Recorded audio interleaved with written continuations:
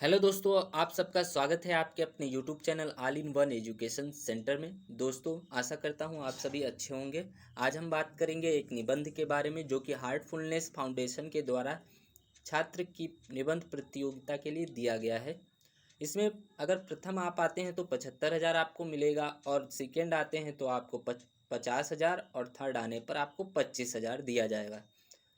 तो दोस्तों, यह राष्ट्रीय लेवल पर होने वाली प्रतियोगिता है, निबंध प्रतियोगिता, जिसको आपको 30 तारीख तक जमा करना है आपके संस्थान में। वो चाहे आप किसी विद्यालय में पढ़ रहे हो, इंटर कॉलेज तक हो, या फिर स्नातक स्तर में हो, या फिर परा स्नातक स्तर पर, या फिर डाइट में हो, या फिर बीएड कॉलेज में।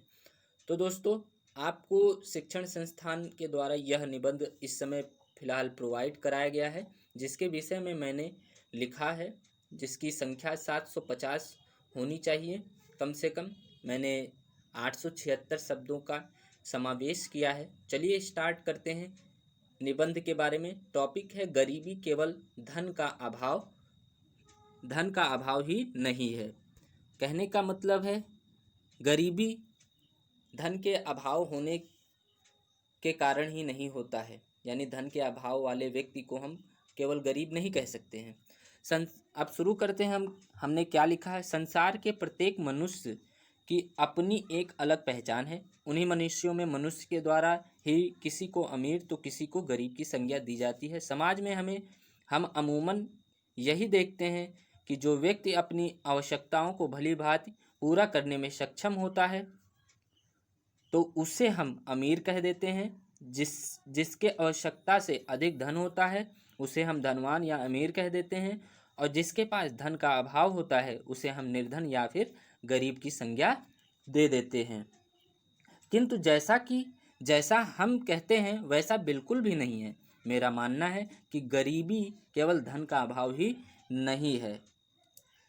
धन का अभाव ही गरीबी नहीं है, बल्कि निर्धनता तो वैचारिक भी हो सकती है, यानी हम विचारों से भी निर्धन हो सकते हैं। निर्धन हम शैक्षिक स्तर पर हो सकते हैं, यानी कि शैक्षिक दृष्टि से भी हम निर्धन हो सकते हैं। सांस्कृतिक निर्धनता भी हो सकती है, यहाँ तक कि चारित्रिक निर्धनता भी हो सकती है, जिसको हम निर्धनता की दृष्टि से देख सकते हैं। किसी व्यक्ति के पास विचारों का बहुमूल्य धन हो, उसके पास उत्तम चरित्र हो, श्रेष्ठ आदर्श हो, तो वह भी व्यक्ति धन ना होते हुए भी गरीब नहीं होता है। जैसा कि हम संस्कृत में श्लोक पढ़ रहे होंगे, वृतम यत्नेन संरक्षण वित्तमायाति याति च अक्षीणो वित्तत क्षीणो व्रस्ततु हतो हतः, जिसका अर्थ है धन व्यक्ति को धनी नहीं बनाता, अपितु चरित्र व्यक्ति को धनी बनाता है। जिसके पास धन है किंतु चरित्र नष्ट हो गया है तो वह व्यक्ति मरे हुए के समान है। यानी कि हमें चरित्र की यत्न पूर्वक रक्षा करनी चाहिए।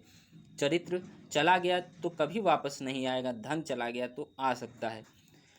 यदि किसी के पास धन का अकूत भंडार हो, यदि किसी के पास धन का अकूत भंडार हो किंतु उसका चरित्र सही नहीं हुआ तो वह हर प्रकार से तिरस्कार का भागी हो सकता है, और वह व्यक्ति प्रेम व सम्मान की दृष्टि से निर्धन या गरीब कहा जाएगा। इसलिए रावण के पास सोने की लंका होते हुए भी और महान ज्ञानी होने के बावजूद लोग उसकी पूजा नहीं करते हैं।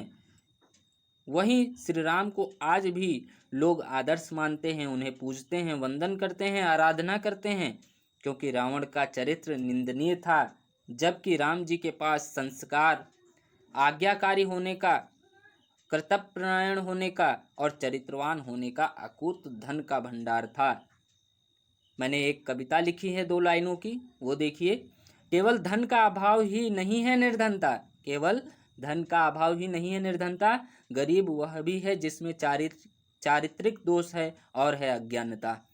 यदि हम वर्तमान के परिप्रेक्ष्य में बात करें तो भारतीय राजनीति क्षेत्र में हम प्रायः सुनते रहते हैं कि यह सरकार गरीबी या निर्धनता को मूल रूप से समाप्त कर देगी, जिसका अर्थ केवल धन मात्र से ही नहीं होता है, बल्कि इसका तात्पर्य मनुष्य के सर्वांगीण विकास से होता है। जब मनुष्य का सर्वांगीण विकास होगा तो वह किसी प्रकार के अभावों से ग्रस्त नहीं होगा, वह हर प्रकार से अमीर हो जाएगा। अब हम बात करेंगे आप सभी को ज्ञात होगा कि भारत सरकार ने गरीबी उन्मूलन रणनीति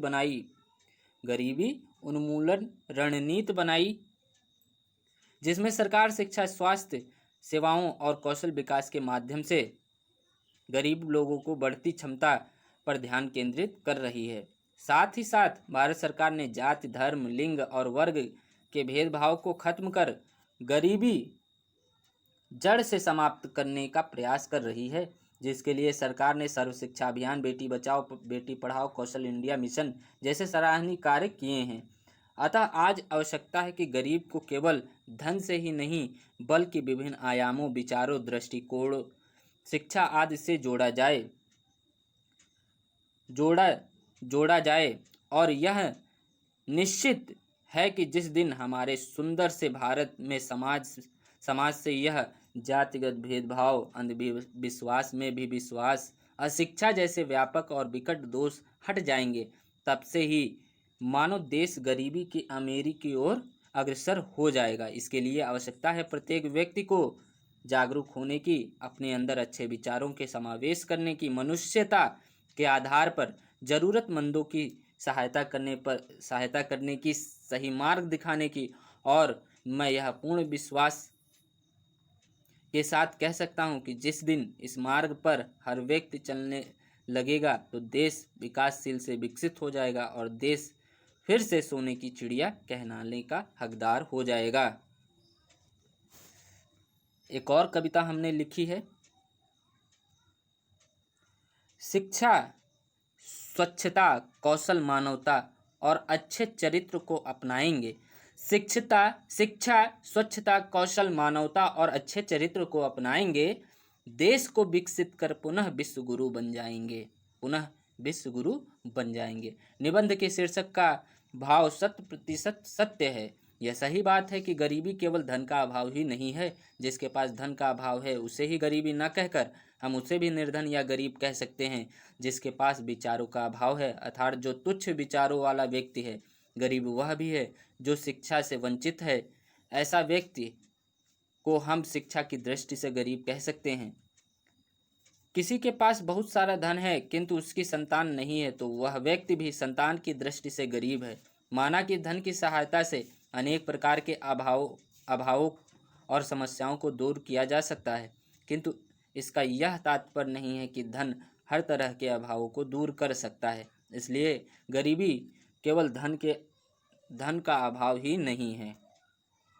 आर्थिक दृष्टि से हमारा देश धनी होते हुए भी यहाँ के लोगों को निर्धन कहा जाता है, किंतु अत्यधिक जनसंख्या और धन के असमान वितरण के कारण कुछ लोग बहुत धनी तो जो लोग हैं वो निर्धन हैं। उन्हीं में से कई निर्धन होते हुए भी धनी हैं, क्योंकि धन के अलावा उनके पास अन्य मूल्यवान और अनमोल रत्न हैं। हमारे पास धन, जमीन, जायदाद नहीं है, किंतु हमारे पास हमारे चेहरे पे मुस्कुराहट है। हमारे चेहरे हंसते खेलते हैं, खुश रहते हैं। सुख दुख में नाते, रिश्तेदार, मित्र हैं हमारे साथ, और अपना जीवन सुखमय तरीके से जो व्यक्ति व्यतीत करता है और व्यतीत कर रहे हैं, तो हम वास्तव में अमीर से कम नहीं हैं। हम गरीब नहीं हैं धन के अभाव होते हुए भी, जिसके पास ये सब चीज़ें हैं। दोस्तों, ये रही बात निबंध की। अगर आपको अच्छा लगा हो तो कमेंट ज़रूर करिएगा। जय हिंद, जय भारत।